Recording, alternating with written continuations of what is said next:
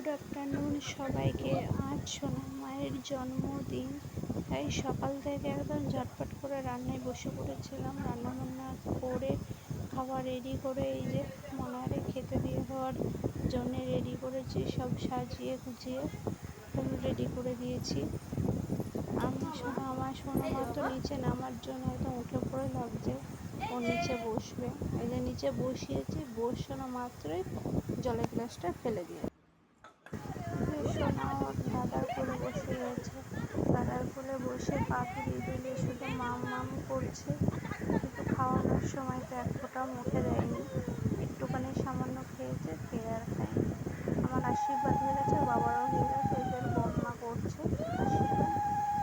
আর এদিকে ওর বাবা ফ্যান নিয়ে রয়েছে, কারণ ফ্যান চালালে প্রদীপটা নেমে যাচ্ছে, তার জন্য ছোটো ফ্যান দিয়েই ওরা খাওয়া দাওয়া হচ্ছে। আর এখানে যে আমরা সবাই পায়েস খাওয়া দিচ্ছি, একটু করে আমি দিয়েছি, বড়দি দিল। এবার ওর বাবা খাওয়াবে, ওর দিদিরা একটু, দাদা দিদি সবাই দিয়েছে একটু করে।